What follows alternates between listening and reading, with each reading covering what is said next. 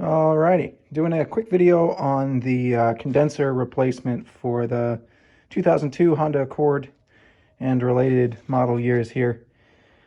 So the condenser sits up here in front of the radiator. You can see I've got the brand new condenser in there. It's a pretty straightforward replacement once you've got this bumper off here. So there are a couple of bolts that hold it in here and here. And then what I was able to do was remove the radiator connector there and here, the two brackets there, and then basically push this radiator about an inch back. And that was sufficient to get my condenser on out of there. It's pretty thin once you remove the, there's kind of some rubber feet, if you can see them there on the bottom on each side. So basically drained the system, and then I pulled this out. You're going to want to get a new dryer here and probably an O-ring set for at least the O-rings that you touch when you do this. And you pop these out, pop the line out there. There's your high side fitting here, and then the low side service port is over there. And so once I had it drained, I was able to replace both the valve cores on the high and low side there, and I replaced all the O-rings that I touched. But it's basically like you pop it off and pop the new one back on.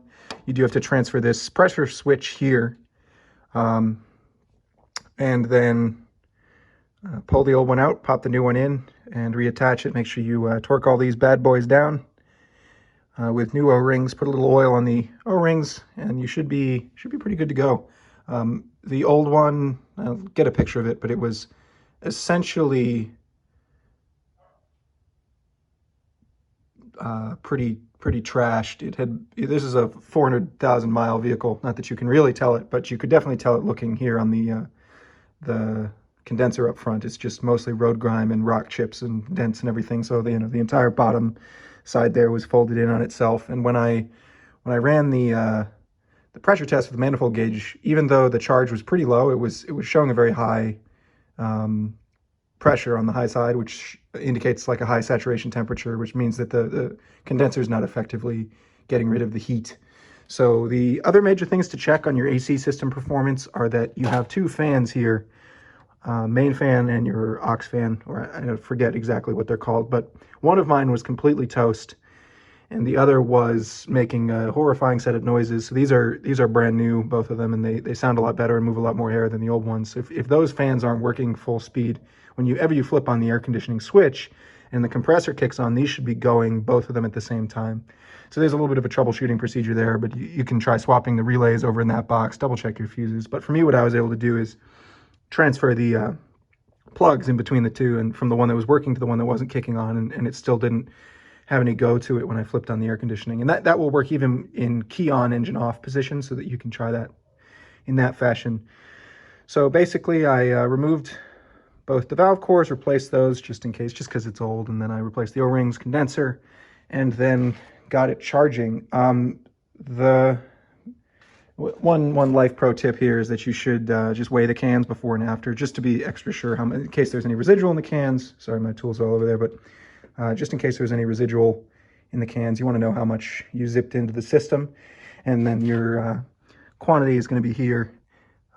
So I put in just over 22 ounces, all said and done, and the performance looks really great. It's nice and cold, and the pressures are like half as much now that the new condenser's in. So I would highly recommend that with an older vehicle, especially if you've got very high head pressures or anything like that. Definitely also making sure that you have the correct charge in your vehicle, but I'm worried that if I had charged that all the way up and run that, I think the compressor would have had a lot of strain on it just because of how high it was. So the evaporator is in here. It's a little bit of a pain to get to, and so technically when you replace whenever you open the system, Honda does recommend that you replace the expansion valve, which is in there. It's inside the evaporator box. Maybe able to get a little bit of a view over here. But While I was doing this, I did the cabin air filter, which is probably a good move to do. All my trim pieces are all over the place. But basically, the cabin air filter is in here. You got to take out a bunch of screws and a couple of trim pieces here to get all the screws out, and this support here, and then you can replace the cabin air filter through this doodad here. This is actually so I actually couldn't get it working properly after I was charging it. The compressor wasn't kicking on. This is the other pressure switch connector, and when I was looking at removing this, I'd actually unplugged that, and if that's not plugged in, the AC system will not kick on because it doesn't think there's sufficient pressure on the low side. So double check that. But the TXV is a mechanical expansion valve that lives in this box here, and there's I don't know if you can see it in there, probably not, but I ended up not opting to replace it, and I figured I'd charge it up, and if I noticed any problems, then I could go ahead and replace that. But it seems to be working fine, just is with whatever was in there, which I assume is original, but I don't really know.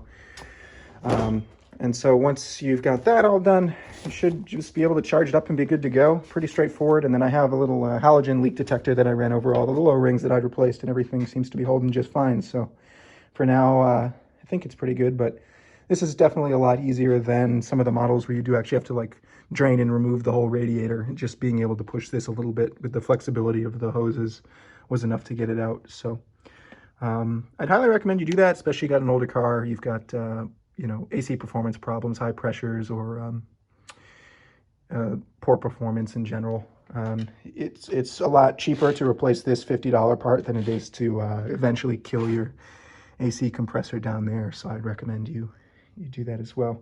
And I do have a video I put together on the recharging, or sorry, the draining of the system. I got a recovery machine and a cylinders sitting over there, but basically it's pretty straightforward. You just follow the instructions, but the recovery procedure is not that bad. And you just have to be a little bit careful if you do plan on reusing any of the refrigerant you recovered, because you don't know what's in here. And honestly, with the price of our 134A at Harbor Freight or whatever, it's probably not worth reusing it.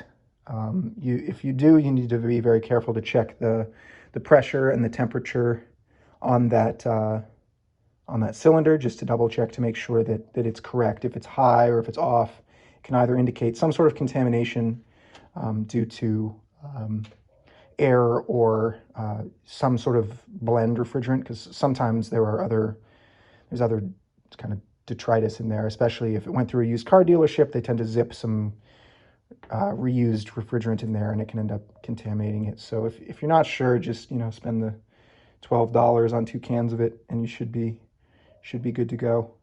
If there is contamination, you can try to bleed the air off. So once it's been sitting, if the pressure is still wrong, you can go ahead and wait for the temperature to stabilize and wait for it to settle. The air will actually settle on top of the cylinder, and you can bleed off the air and then recheck in a couple of minutes once it's settled again, just to see if you've got the temperature or the pressure right where the temperature would predict it to be, given the various relationships. But overall, pretty quick job. We recommend it. Not too painful after you get the system drained. And the recovery equipment is definitely very handy. I think, where's my recovery machine? Yeah, the Robinair RG3. Made pretty quick work of it. Didn't take very long at all. All right, thanks.